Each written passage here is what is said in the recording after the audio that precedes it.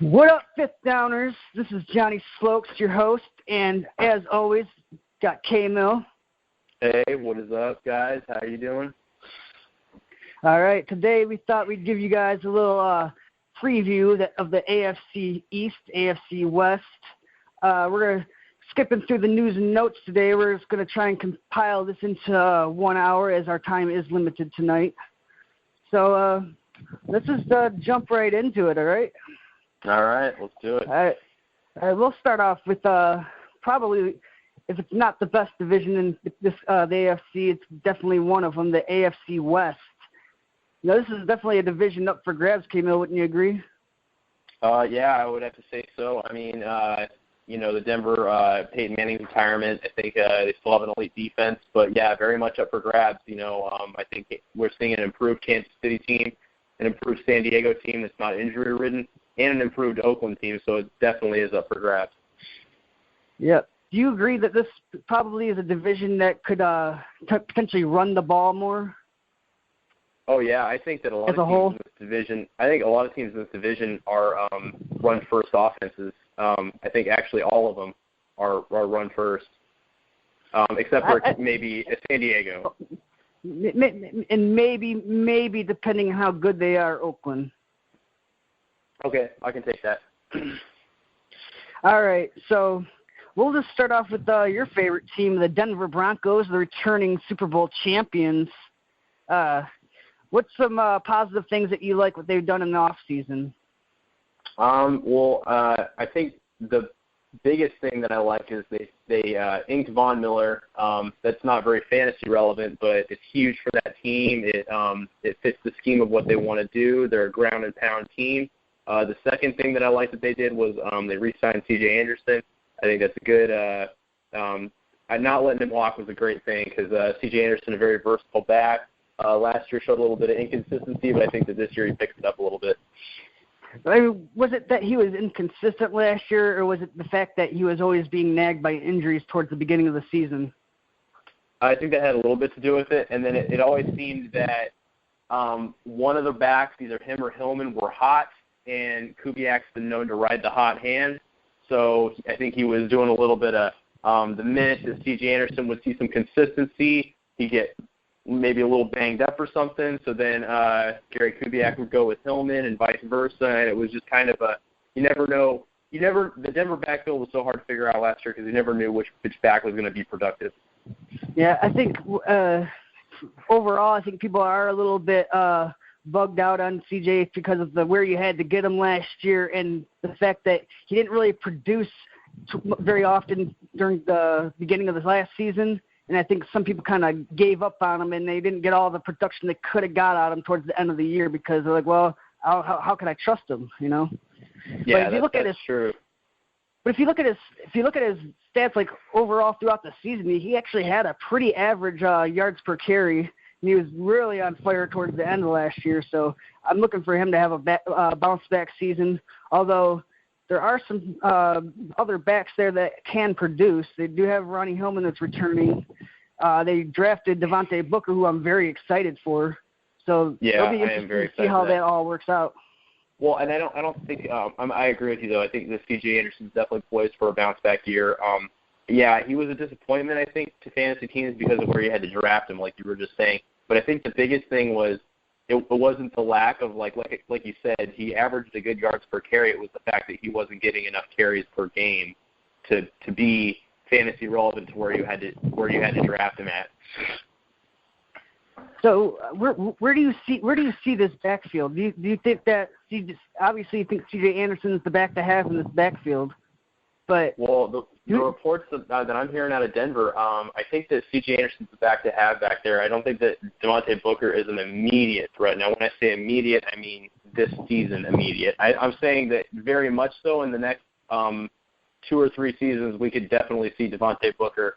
He's a very talented back, and I actually see C.J. Anderson maybe being the lead back in the Denver backfield for maybe this season and next because Devontae Booker – He came into camp saying he wanted to take somebody's job, and it sounds like he already did take somebody's job because Ronnie Hillman is now very much on the roster bubble because he hasn't found a role in special teams.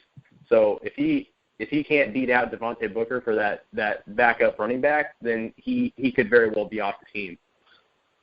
Do you think at all that maybe Ronnie Hillman's just being a little bit overlooked? I don't think so. Everything that Gary Kubiak has said this offseason has been Devontae Booker's been great, and he's been a good pass catcher out of the backfield. I think that he likes what he sees out of Anderson and Booker. I mean, I got to think that I'm actually kind of surprised that they brought Hillman back. I really did not think they're going to re-sign him. For a while, it looked like they weren't going to re-sign him, too. Yeah, it didn't either because originally this offseason his asking price was too much because, you know, he thought that he was going to get signed by another team. And it didn't look like there was a lot of interest out there for him. Yeah, exactly. The interest just was not there, and then he kind of stopped being greedy, and he was like, all right, I guess Denver's the only team that will actually has interest in re-signing me, so I'll just re-sign for a little bit less than what I wanted. So that's how that turned out. And I mean, you got to think though too. He really isn't like the greatest of running backs. I mean, it seemed like his balance wasn't really there. It seemed like he would just get hit and then he'd just drop. Yeah, the thing that Ronnie Hillman has going for him is that he's got speed, but he's undersized, and when he takes contact, he falls right there. If he can evade contact, that's where he's good. Out in space, he's one of the he's a good running back, but you know, yeah, right when he takes contact, that's pretty much it for him because he's undersized. He can't mow people over. I mean, yeah, he can catch the ball, but so can Anderson and so can Booker. You know, so he really doesn't offer a whole lot to the table. Yeah, he really doesn't. He's more of just right now he's depth at the running back position, but he could very well not be like in the running back conversation at all come season time. So with that being said, are you leaning more towards Booker being Anderson's handcuff? Absolutely. All right. Signs point to Booker. I got another question for you about this Denver offense. Do you think that Demaryius Thomas is being valued fairly? Do you think he's a value, or do you think that maybe he's going too high? I haven't checked the ADP. He's currently got like a third round ADP right now.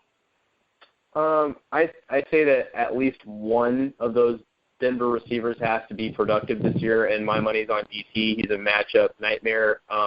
Even if you look at it, like even in Denver's first preseason game this season, he already caught a touchdown pass, and that was from Mark Sanchez. So I think that his production's still there. I think if you can get DT in the third round, I think there's a couple guys I like a little bit more than him this year, but I still think if he falls to you in the third round, I think that's pretty good value for what, in my opinion, he's a very solid wide receiver too for fantasy purposes. Oh yeah, I mean he could even maybe sneak into that wide receiver one conversation too. Well, I mean, just look at it this way: look how pathetic Denver's passing offense was last year, and they still produced 2 top 20 receivers last year. So, yeah, and that's why it doesn't scare me. Yeah, I think that Mark Sanchez can hold their value right where it's at right now. I think that's okay. I think that for what it's worth, I think Emmanuel Sanders has a pretty productive season too next year. I think that both of the Denver receivers eclipse 1,000 yards receiving. Touchdowns, I don't know where that's going to be at. I say my money's on DT getting over 5. Emmanuel Sanders probably less, but I do think that they both end up getting production out of. I think DT actually bounce back and get closer to 10. You know what? I want to say that too, for lack of sounding very bold, but yeah, I think that he definitely goes over 5, maybe in the 10 conversation. I mean, he had 6 last year with Manning and Osweiler, so I think he can outdo that easily.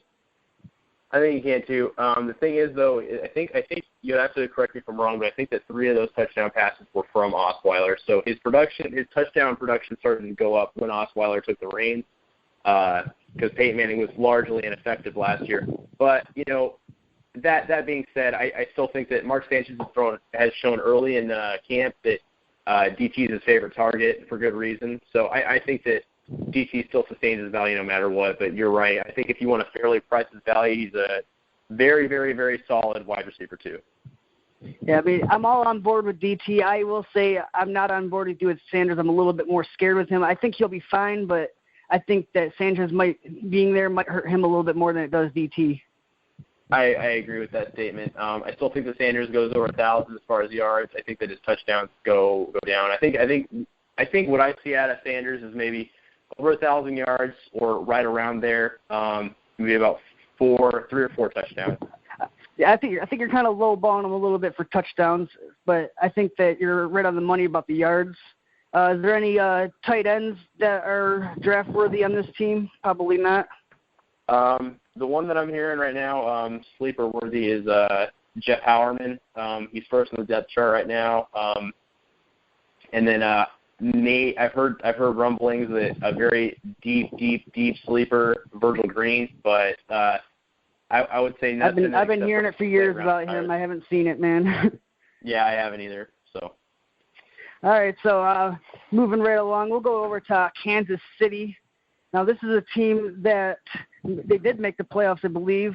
And what do you think about Jeremy Maclin this year?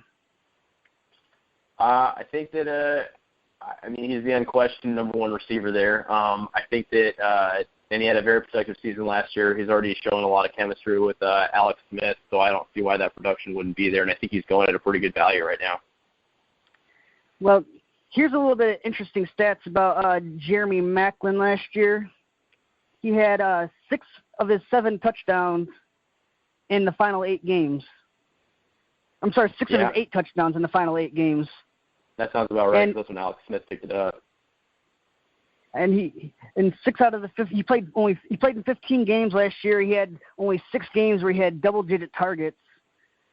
And it just doesn't. I think the only thing that's really hurting him is that the passing volume just isn't there on that team.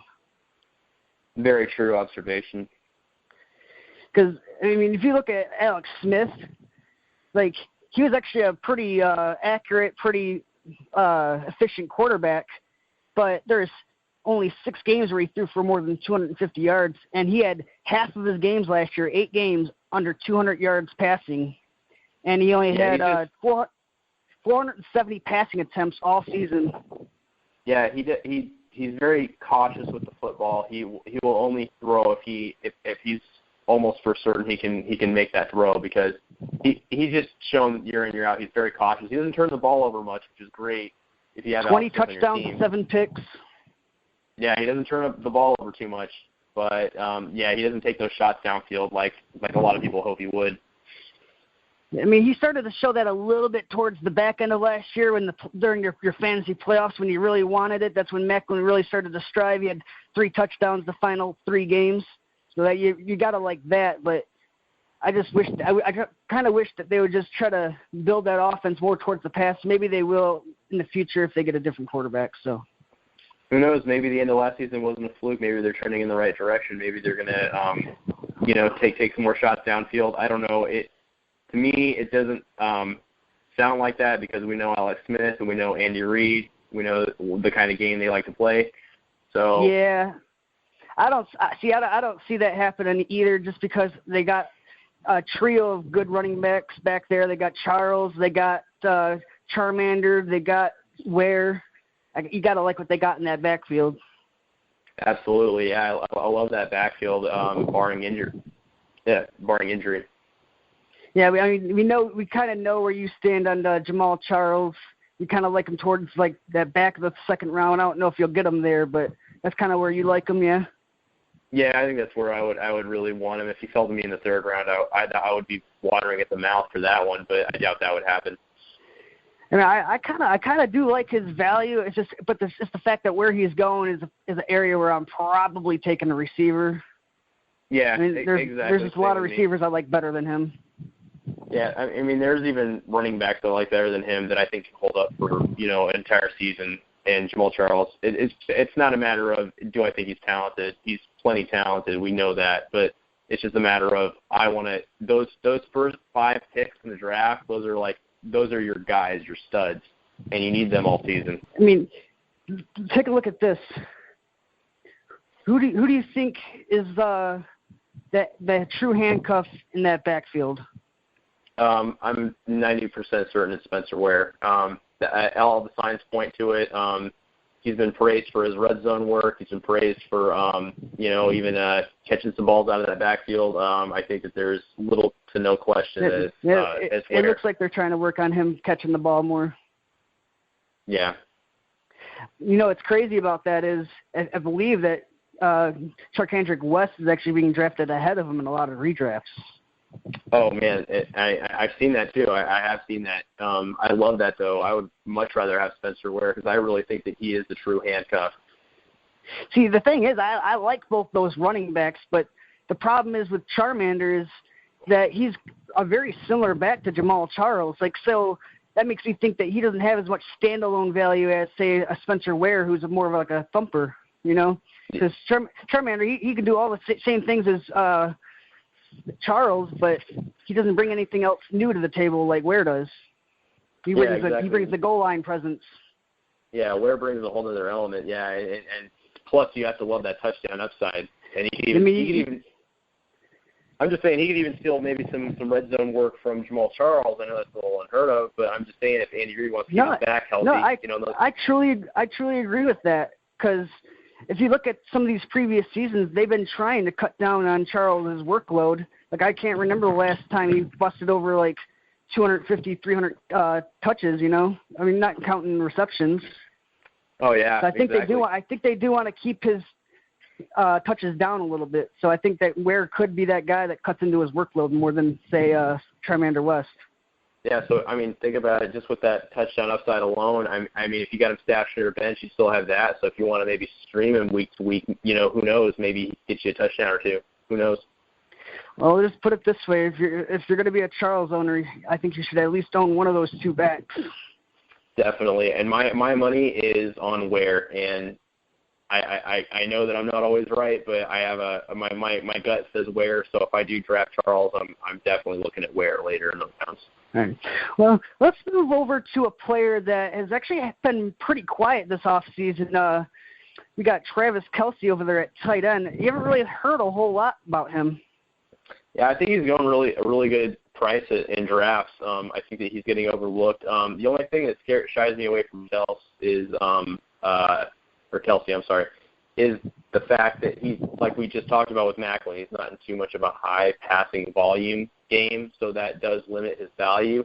But I do think that he's a good young stud tight end that you want to target in dynasty leagues.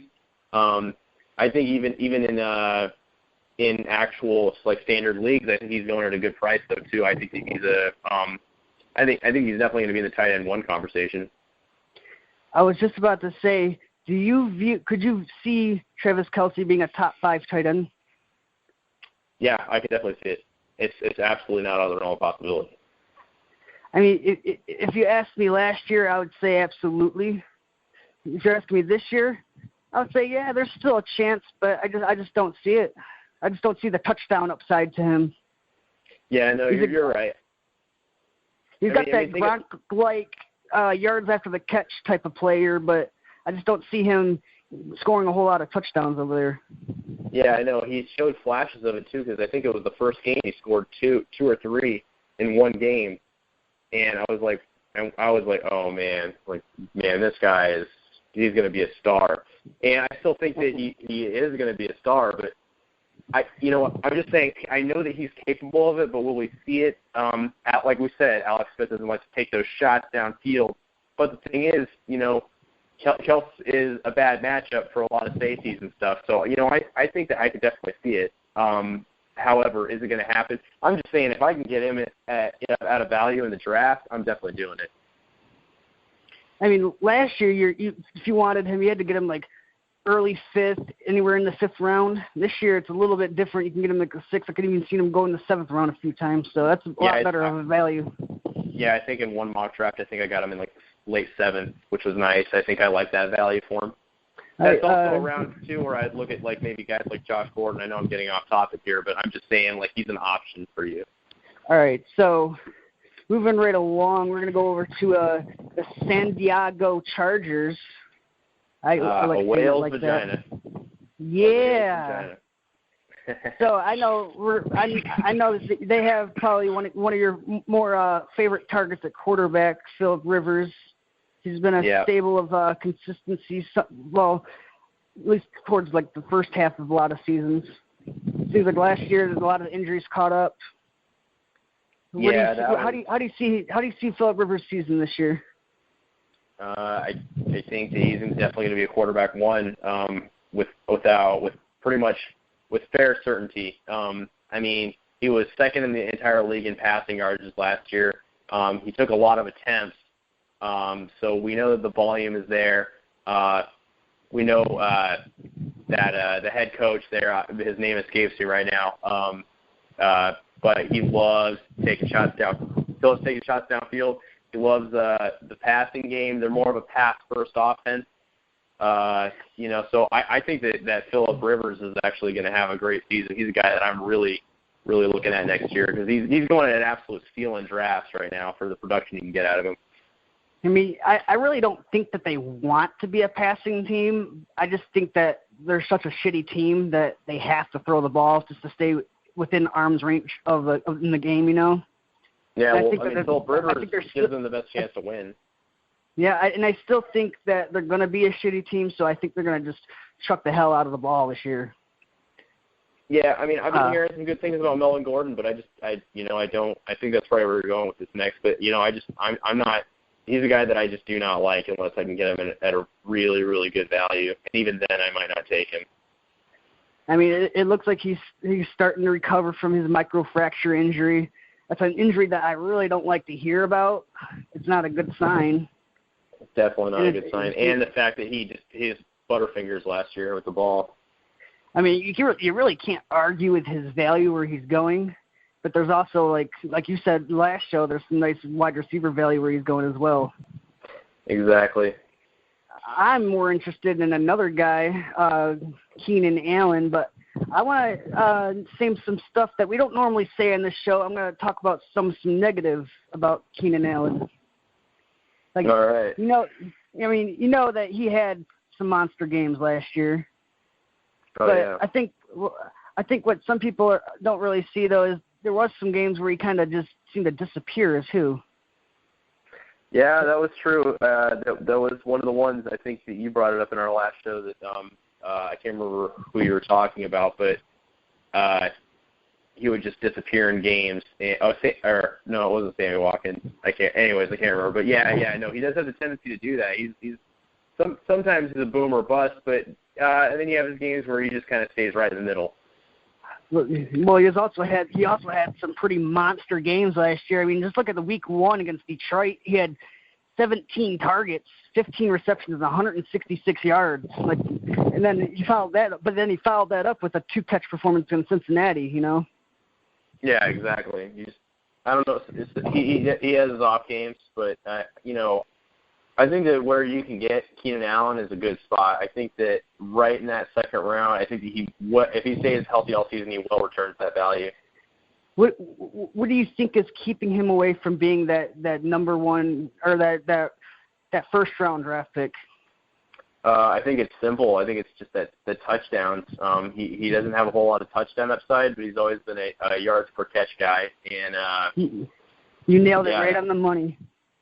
Yeah, it's literally the touchdowns. Granted, he did have 4 in 8 games last year, but 2 of those came in 1 game. That is true. Yeah, like you said, the monster games here and there. I think this year he stays healthy all season. I think we could definitely see over a full season. I think we could see 8 out of him. But I think that's just the only thing that hurts his. It not really hurts his value. He's still going high, just not in the first round. But I think that's the only thing that hurts him from being like a first round pick is the touchdown upside.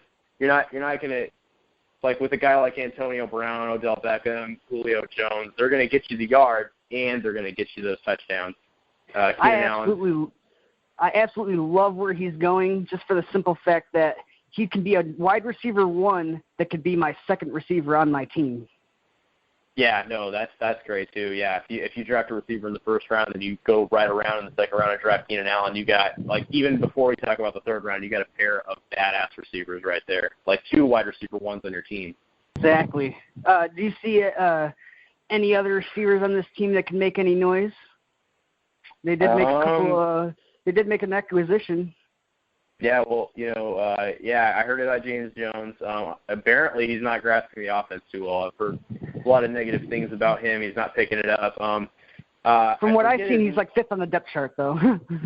Yeah, it seems like James Jones won't see too much playing time. I fear that it's going to be Herndon and whoever, and then also that rookie. I can't remember his name. You talking about Tyrell Williams? Yeah, Tyrell Williams, I think, was now with the Stevie He's a Johnson second-year injury. guy, actually. Yeah, he's a second-year guy. But, yeah, I think he's listed as number 2 on the depth chart now, if I'm not mistaken. I think he's still number 3 behind the guy that I was trying to move this conversation in the direction of is Travis Benjamin. Oh, man, I can't believe it. I totally forgot about his name. I spaced. Yeah, Travis Benjamin, I think that he actually has a fairly productive season, too, this year. He's a nice little deep threat for Phillip Rivers, and I can see a little bit of touchdown upside to him. Maybe a late-round flyer. Do you see him having to make an adjustment from being a number 1 on Cleveland to being a number 2 in San Diego? No, not so much. I think that Keenan Allen and him can definitely complement each other. I think that Keenan Allen, being the yards per catch person that he is, getting a lot of volume, Phillip Rivers' go-to target. But then, Travis Benjamin ends up being like a change of pace for Phillip Rivers, and he can just bomb one downfield because, Travis Benjamin's a speedster, and he's already shown like nice flashes of it last year. So I think they both complement each other in San Diego pretty well.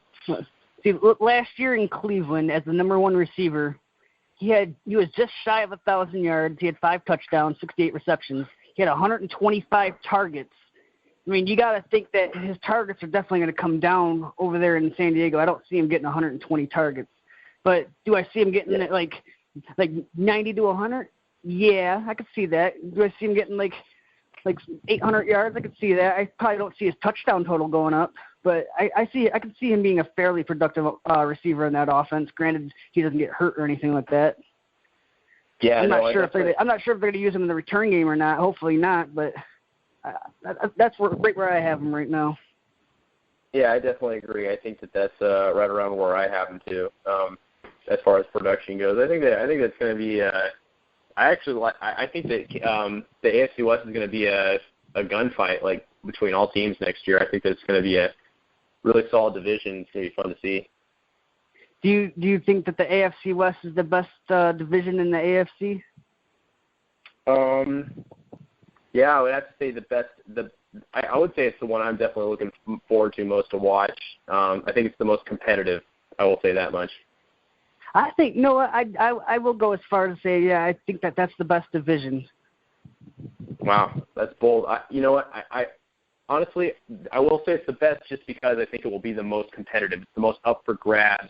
Like, we know the AFC West or AFC East is like locked up by the Patriots, and then all these other divisions are pretty much locked by certain teams. I really don't like.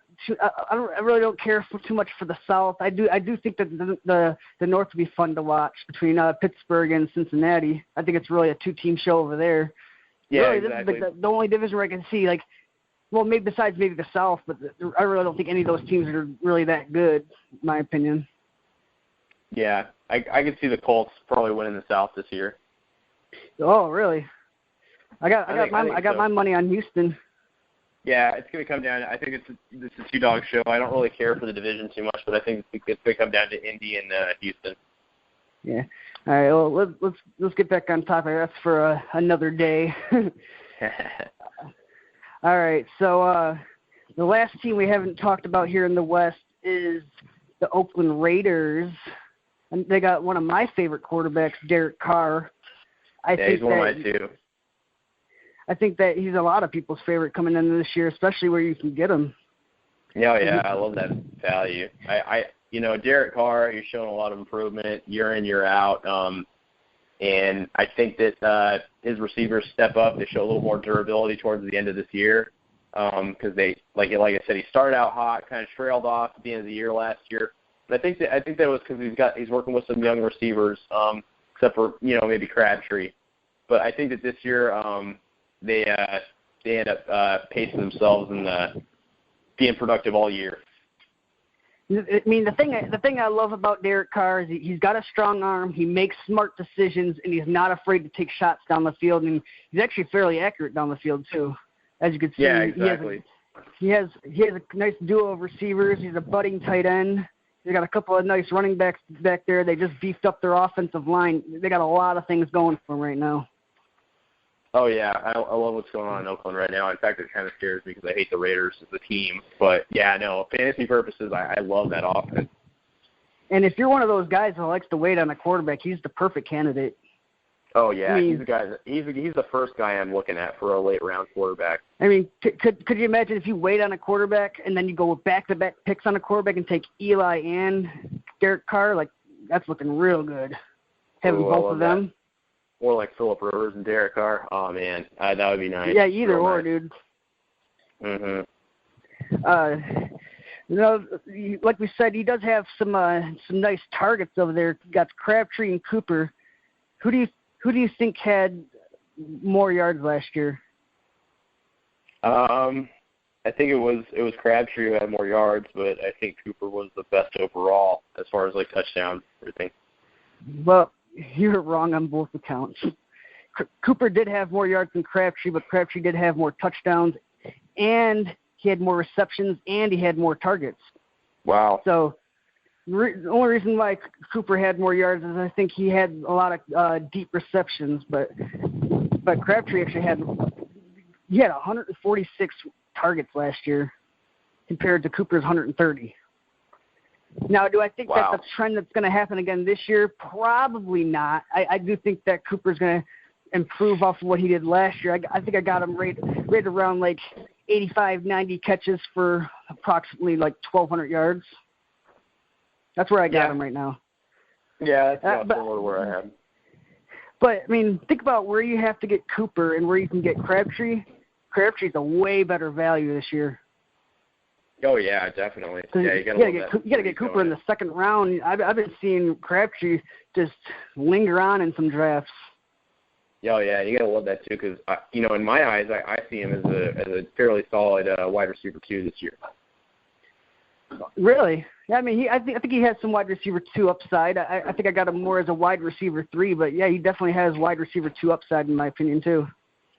Yeah, I can definitely see that production being wide receiver 2-esque this year, because I think that Derek Carr is only going to improve on what he did last year. You know, some things about Amari Cooper that aren't really that good is, he had 4 touchdowns and 3 100-yard games in the first half of the season, but in the second half of the season, he only had 2 touchdowns, and including in your fantasy football championship, if you made it that far, he dropped a egg, 2 catches and 10 yards. So, and it was against the San Diego offense, so it was the San Diego defense, so it was a juicy matchup, and he just failed to deliver. Oh man, that's horrible. It's a travesty. But I think what I think happened is he probably hit that rookie wall, and hopefully it's something that he can push through this year. I think he will. I think he's only going to improve. He's a nice budding star. Every rookie has his ups and downs, and I think that he's just going to learn from it and get better next year. All right. Do you see Clive Wolford being a factor this year? I'm not too sold on him. He showed flashes last year, but I feel safer with different tight ends. Yeah, I mean, if you got the bench, if you're in a deeper league and you got the bench space, I can see you having him as your backup tight end. I don't think I'd want him as my starter this year. I think he's still another year away, but he's definitely a guy that you want to keep your eye on. Definitely keep your eye on him. Yeah, so a lot of praise in Raider Nation. All right, so who do you want to talk about here in the AFC East first? Well, the AFC East, you know what? I mean, I think let's just start with the perennial champs of that division, the Patriots. Do you think that they got it locked up this year with Tom Brady sitting 4 games? I'd say it's a little bit on more shaky ground. I think you have an improved Bills team, an improved Jets team, and we don't know what we're going to get out of Miami. I still think though that this is. I really don't have too much of a doubt in my mind that the Patriots win this division, no problem. Yeah, I mean, I think I could see them making it out alive with a 2-2 record when Tom Brady comes back. I think I was doing one of those league predictors where you predict the wins and losses throughout the whole season. And I think I had them right around like 11-5 or 12-4 or something like that. Like I think they're going to be pretty good this year. I think they will too. I think they're definitely looking at going into the playoffs as like a 3 seed or a 2 seed maybe. Yeah, I mean if I'm wrong, I'll admit it, but that's just where I stand with them right now. Tom Brady, where do you think is a good spot to take him this year with him being suspended? Oh, I still think if you can get him in the 8th round, I think that's where I'm comfortable. Maybe even the 7th round. Yeah, I mean, I think I got him like tagged right there in that area as well. I mean, like I've been saying on quite a few shows now, I think he's a guy that I wouldn't mind tagging up with a guy that has a good matchup for those first few weeks over there. Like maybe a guy like Matthew Stafford or Tyrod Taylor, something like that. Oh yeah, no, definitely, or even the guys that we already aforementioned, that you can get a little later too. Hell, why not go back to back, get Brady in the 8th if you can get him, and then go back in the next round and get like a guy like Derek Carr if you can still get him. Yeah, that's not a bad idea as well. I mean, I kind of like you said, I kind of like those guys season long, let alone like for like 4 or 5 games. Yeah, definitely. Well, I mean, if you got Tom Brady in there, as long as he doesn't get injured, you don't need anybody else. Really, we know what he's capable of. He was putting up some insane numbers when that entire team was healthy last year. Like there was nobody even close. Oh, I know. And it seemed like for the longest time too, he just could not throw a pick. It was like, wow. Yeah, I had him in my NFL league, and based on just him and Julio, pretty much I ran shit. I didn't lose a single game all year. I can see that. So they do have some intriguing options here on their offense. I guess we'll start off in the backfield. They got LeGarrette Blount. He's more of a thumper. I think he's hurt his knees, so I'm a little bit concerned about that. They did go out and sign Donald Brown. They got Dion Lewis recovering from an ACL injury. Where do you see this backfield at? Well, I think that from what I've heard, all reports that I've heard, LeGarrette Blount's going to be like the early down back, the thumper, or they could go to a guy like Dion Lewis, who's a better pass catcher out of the backfield. I still think that Dion Lewis ends up being the more productive of the two. But yeah, I don't want to look too much into the Donald Brown or anything like that. But the one that signing kind of surprised me. Yeah, it was very surprising to me too. I honestly thought that they were gonna like put some value into running back this year for it, not as far as free agency, but maybe like in the draft. But it just didn't happen. Yeah, I was very surprised at that too. I mean, and especially given that Dion Lewis just went through a pretty harsh injury. So the fact that they expect those guys to stand up all year. But, I think it's just New England is not a team that really values the running back position very much. They hate spending money at that position. And I also heard some reports that even with Grabaho under center, they still plan to be a throwing team. So. Yeah, I can see that too because, from what I've heard from Grabaho is that he's been accurate. They haven't really said a whole lot of complaints. He doesn't throw picks too much. They said that he's very Brady-esque is how I heard him described. So I don't think the team's really too scared with him leading them under center. The interesting thing about Dion Lewis, he played in 7 games last year. He averaged 7 carries a game, 5 catches a game. He had a line of 36 rush. He only had 36 rushes for 388 yards, yes, but he had 49 catches for 243 yards. So, that's a pretty insane pace. It is, yeah, definitely. I think that he just continues next year. I mean, he filled that Shane Vereen role perfectly. And where you're getting him in like the 4th round, you might be getting a running back 1 in the 4th round. Yeah. I mean, your mouth must just water at that. And it's funny is because he actually exploded in week 1, and no one really thought much of it. They're like, well, that's probably not going to happen again. But then he was like, after week 2, he was everyone's favorite, like, waiver wire. Oh, yeah. Yeah, you were lucky to get him. Well, see, that's because I jumped on him after week 1. I just said, why not? I looked at him and I was like, man, this guy, I don't know.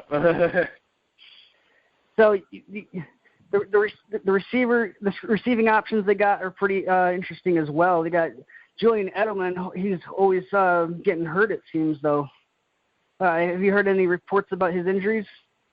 Yeah, I heard that he's been sitting out, and he just dodged like what people were thinking was a season-ending injury in training camp. So you don't like hearing that kind of news. I mean, he's not done for the season. It seemed like it was the same foot he injured last year too. Yeah, so you don't like hearing that news. Maybe shies you away from drafting a guy like Edelman. But I still think that I always still be comfortable drafting Edelman. I think that you kind of know what you're going to get out of Edelman. See, I wasn't real big on him to begin with this year, and now that we're hearing that foot scare, it's kind of driving me away from him like altogether. Like, there's some better receivers where he's going. I just kind of want to let someone else take him. Yeah, definitely. He's a guy that if receivers fly off the board and then somehow he's the only one left and I can get him at a value, then I'm thinking about striking. But if I'm taking him where he's going in a lot of mock drafts, I don't like that. I'd rather have a different receiver or maybe a running back. Yeah, who do you think gets that number 2 job over there? They got a couple different options over there. If we know one thing about Tom Brady, we know that he loves utilizing small white receivers, and they just it's a good observation, am I right? Yeah. They signed Chris Hogan from the Bills, and I actually watched some of his stuff last year, just surfing through games, when the Broncos weren't playing. And I actually really liked what I saw out of him. He's very versatile. He's got great hands, and he's a small white guy, just like Wes Welker and just like Julian Edelman and Amendola before him. I'm just saying, yeah, he had he had Tyrod Taylor, who's not a very pass-heavy guy, as far as quarterbacks in this league go. But yeah, you think that kind of hurt his? You think that kind of may hurt his numbers a little bit? Maybe Bill Belichick kind of seen through that. Well, he was kind of last year working mainly as a number 3 or, sometimes when Sammy Watkins was hurt, a number 2. So I think that this year, oft-injured Amendola is just going to fly right off the radar, and then we're going to see a little bit of promise from Chris Hogan because, like I said, we know that Brady knows how to utilize those kind of receivers. Well, what do you got on the rookie they drafted, Malcolm Mitchell? You think he has a chance at getting that job? I think that he's more so, in my opinion, destined for like the practice squad this year. You know what I heard, and it seems like it happens like every year. Who's been looking really good in training camp? Aaron Dobson. Oh man, that always happens. And then, geez, I just don't know what to make of that guy. He's probably going to be the 4th receiver on that team. I think that's where I see him at. I mean, you got to think whoever gets that number 2 job can't do much worse of a job than what LaFell did down the stretch. Yeah, that's true. I see Amendola maybe getting it to start the season, but I don't think he'll finish it with it. Yeah, I think I do like Chris Hogan, especially when you can get him like later in the draft. Like you can get him like 12th, 13th, 14th round. Like why not?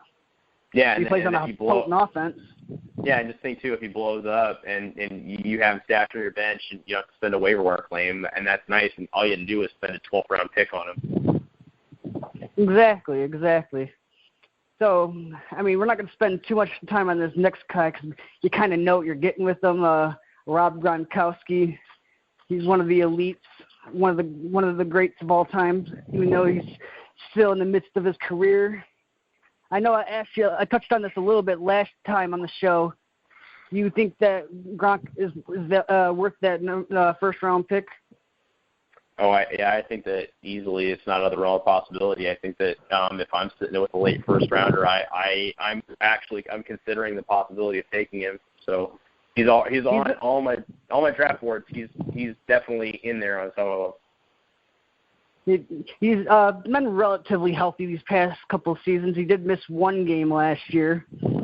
I mean, he put up a pretty good stat line too. He had 87. Or I'm sorry, I'm reading the wrong one. He had 72 catches for 1,100 yards and 11 touchdowns, 120 targets. If you prorate that to a 16-game schedule, he'd have 128 targets, 76 catches for 1,200 yards and 11 touchdowns. But yeah. a guy that's going like back the third, Jordan Reed, last year actually had more receptions than him and just as many touchdowns, and he missed 2 games. If you prorate his stat line to a 16-game season, he had 130 targets for 99 catches, 1,088 yards, and 12 touchdowns. I think the only reason that Jordan Reed isn't higher is because of that injury history. I think that, he's a great young talent, but he just can't seem to stay healthy. Hopefully last year we see more of that this year where he actually stays healthy. But let's get back on track here. But, yeah, I think that definitely I'm considering getting Gronk in the first round. Jordan Reed is going for about he is Gronk-esque and he's going later, but still I'm definitely considering Gronk at the end of the first. I mean, yeah, it makes sense why he's going where he's going because Reed is like a sneeze. I heard this from someone that he's a sneeze away from being out of the league, and I think Gronk has proved that he can be he's been a little bit more durable these past couple of seasons. Although, if you're a guy that's drafting Gronk, are you considering drafting Martellus Bennett as well? Maybe with like a later round pick. But honestly, Martellus Bennett's a guy that might not even get drafted in standard league. So Yeah, I've seen him go in some drafts. I just think that I'm not a guy that likes to hold on to 2 tight ends in my draft. But if you got the roster space, I think it's worth it. Yeah, I can see that too. All right, so let's move on to the New York City Jets. Jets. They finally got their quarterback, thankfully. Yeah. How you feeling about their season? Well, it's going to be hard for Fitzpatrick to repeat what he did last year.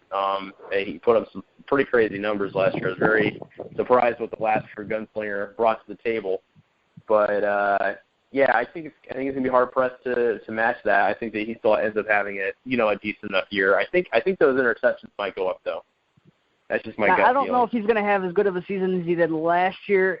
I did see a couple of pictures where he looked a little bit out of shape, but I think that him being signed actually retains the receiver value on that team. Yeah, I think so too. I was about to feel like Marshall's going to tank. Oh, I'm sorry. I was like, yeah, Marshall's value to me tanked. Same with Deckers a little bit, and now with Fitzpatrick, I think it goes up a little bit. At least he's competent enough to get his receivers the ball, and he's not a. Yeah, go ahead. I still don't know if I'm comfortable taking Marshall in the second round. Yeah, he's a great receiver and all, but there's just other receivers in that second round that I like more than him. So I think that definitely Eric Decker's the better value in this one because he's going to put up similar numbers. Maybe not the yardage total, but he'll get a similar touchdown total. Yeah, I definitely agree. Where Marshall's going, there's a lot of receivers I like way more than him. So yeah, he's not really on my radar too much. I mean, he's a guy that I think I could see him getting double-digit touchdowns once again because he's a pretty good red zone target. Same thing with Decker. I think it would be harder for Decker to repeat double-digit touchdowns, but it's not out of the realm. Yeah, I definitely think that he's going at a better value, and I think that it's not out of the realm of possibility to see double-digit touchdowns out of Decker either. I know you're not a big Matt Forte fan this year. Do you see him still being relevant as a running back one? Yeah, I mean, I could see maybe it. I think that he's finally going to hit that wall. We've been waiting for it for so long, and because he's been so good, and I've been hearing that he's having issues with his hamstring already. I don't know. I can't make heads or tails of it. He's a guy that I'm looking at maybe some regression next year. You really don't like to see those soft tissue injuries this early in the season, although it tends to be more rampant in training camp. So it's definitely something you're going to want to monitor.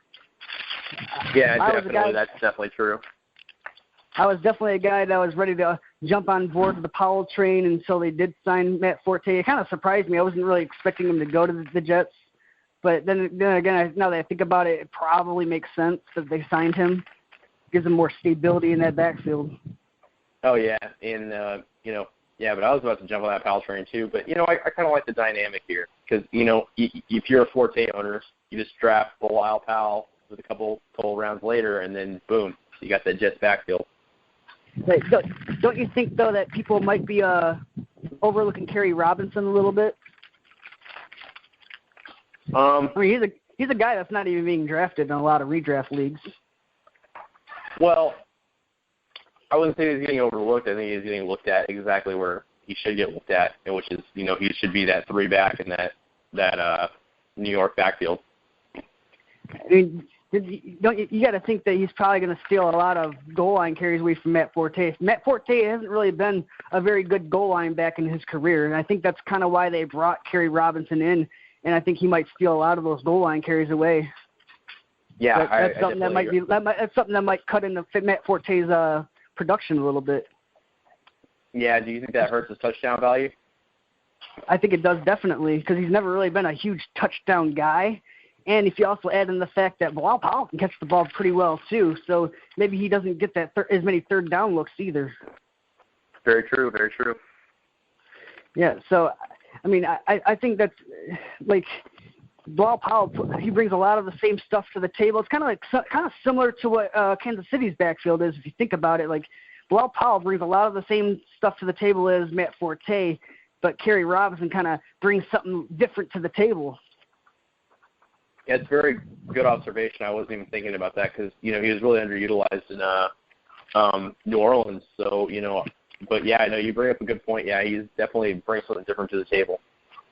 And if you think about it, there was a short period of time where he was actually even stealing goal line carries away from Mark Ingram, too. He's proven he's actually pretty good in the red zone. Yeah, he was definitely, I mean, you just mentioned it as getting overlooked, and I think I'm kind of overlooking his value a little bit.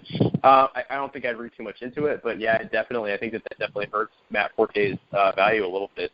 Obviously, we ain't got to worry about their tight end. They only had, 8 receptions last year, so we're not going to really worry about the Jets' tight end. Let's go on to Buffalo. Because we're kind of crunched on time, so we're going to get this moving along here. They got Tyrod Taylor getting this big, huge contract extension. I'm not a big fan of it, but at least now they have a little bit of stability at the quarterback position for the first time in a long time. Yeah, I like it. I think that Tyrod Taylor builds on last season. I think that he maybe got a little overpaid, but you know what? I think that he's going to continue his ascension, and I think that the receivers are definitely going to get the production. Yeah, I mean, like we said on the last show, he brings a lot of rushing ability that helps boost his value up big time, especially if you're in a league where they only get 4 points per touchdown for passing touchdowns. That boosts the running quarterback's value up big time. So. Oh yeah. I've been hearing in some reports though, LaShawn McCoy's in the best shape of his life, and that's really good news because we haven't been hearing a lot of good news from that Buffalo backfield this offseason with Carlos Williams being overweight and now suspended. So you really got to like the news that McCoy's looking pretty good, huh? Oh yeah. Because at first I really wasn't on McCoy's train right now, but now that I'm hearing all these reports, he's starting to really appeal to me. So I think they're going to really give him the rock a lot. He's going to be hopefully back to, I wouldn't say his old self, but because I think he's a little bit past his prime, but I think he's definitely a great value where you're going to get him this year. He's got a third-round ADP. Yeah, I love that third-round value on him. The other thing, too, is, and I know don't really put too much into this, but a lot of, ESPN, Yahoo, and their, preseason things, he's been going up, a lot. And now he's actually, I think it was ESPN's. ESPN has David Johnson, number 1. And then they have, I can't remember who number 2 is, but I do remember that LaShawn McCoy was number 3. So I think that he's definitely people are starting to realize, he definitely appeals to me a lot this year. I think that has a lot to do with what's going on with Carlos Williams. I know they did bring in another guy. They drafted Jonathan Goodwin. I think that he's probably the favorite to get that number 2 job right now. I know they also brought in Reggie Bush, but I don't really think he's much of a factor because I've been reading some reports that he's just going to be the kick return specialist on that team. So I think it's McCoy's backfield to lose. Oh, yeah, I definitely think so, too. I think that barring injury, I think that he's going to have a real nice season next year. All right. So they really don't got a whole lot of receiving options. Not that they really need them because they don't throw the ball a whole lot, but obviously the main guy over there, Sammy Watkins, he's kind of injured with an ankle. Are you a little bit worried about that? I mean, yeah, every injury that you hear about for Sammy Watkins is a little bit worrisome because we know that when he's healthy, what he can be, which is like just insane. Like he was putting up insane numbers the back half of last year, and I don't know. It's definitely concerning though. Yeah, I think he's an elite talent, but he's on a run team. He got off to a real slow start last year, mostly due to injuries, but he was also complaining about not getting enough targets. But it seemed like once he started complaining, that's when they started feeding him a little bit. From week 12 on, he went on an absolute fucking tear. Like, this guy was a fucking monster. Oh, yeah. He scored like 2-3 touchdowns a game. If you prorated his those last 6 games into a 16-game schedule, it would amount to 152 targets for 93 receptions, 1,800 yards, and 16 touchdowns. Oh, I know. Yeah. Imagine if he was healthy for a full season and he was actually getting the volume that he needed. Oh, my God. Like, no, don't worry me for that because I don't think he's going to sniff those kinds of numbers. But I definitely think he's a guy that even on a run team can get somewhere around like 80 catches, 1,200 yards, and he could sniff double-digit touchdowns. He had 9 last year. Oh yeah, I could definitely see that being in the realm of possibility. But I know I'm gonna sound like a broken record, but the thing that hurts them is the passing volume. They know they got a bit of a harder schedule this year. Who do you think? Is there anybody else worth mentioning on that receiving core? Just real touch on if you do get Sammy Watkins, I'd maybe consider getting a guy like Robert Woods. So if you do get injured, at least you have that number 1 receiver because all signs point to him. It's not so much handcuffing, but I do think that Robert Woods, he's got good hands, he's got good speed. I think that he does end up getting some production out of that Buffalo number 1 receiver if Sammy Watkins does get injured next year. Charles Clay, he's more of a fringe play at tight end. I wouldn't really want him as my number 1. I think he's more of like a number 2 tight end in fantasy. So we could we're just gonna bypass over him, and we're just gonna go right over to our last team, I believe, because I think we touched on everyone so far. We got the Miami Dolphins. Now this is the Dolphins.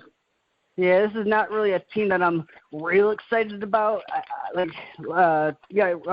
Tannehill, who has been more of a fringe play at quarterback these past couple of seasons, but he does have the quarterback guru in Adam Gase.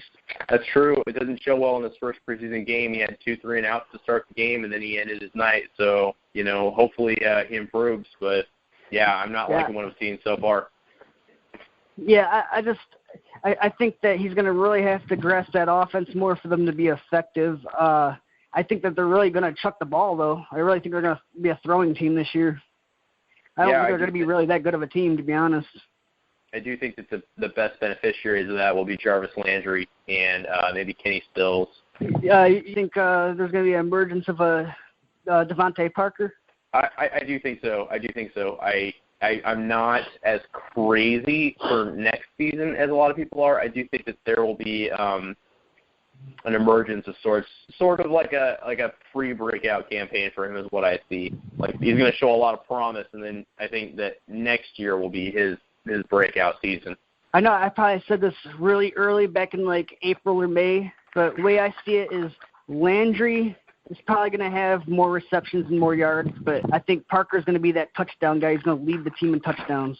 That's a very bold prediction. I said it then. I'll still say it now. It's bold, but I don't think it's out of the realm of possibility if Devontae Parker Landry's really not a touchdown guy. I think he only had like 4 or 5 receiving touchdowns last year. I mean, somebody's got to catch some touchdowns over there. This is going to be a really long season. Yeah, I think my real opinion on Devontae Parker is that really I just, you know what, he can't stay healthy, and that's my big concern. And we're even hearing right out of offseason. Yeah, he's already hurt again. So, you know, I can't make heads or tails of it. He has so much promise, but is he ever going to be healthy enough to, you know, play a full season? Now, the one thing he has going for him is it looks like Landry's going to settle over there in the slot, and Adam Gase really likes to feature that X receiver in his offense. I mean, look what he did with Alshon Jeffrey and Demaryius Thomas. He definitely does. That is for sure. So, do you think Jordan Cameron's going to have a bounce back season at all in this offense? I mean, there was talk he might have retired, or he was going to maybe retire. So, you know, I don't really see him doing a whole lot. I think that he just came back as Adam Gase, and if Tannehill shits the bed this year, then I really don't see him wanting to even play anymore. He's more of a fringe play at tight end. I think he's a guy that, you know, maybe like a second tight end in a fantasy league, I think would be about appropriate.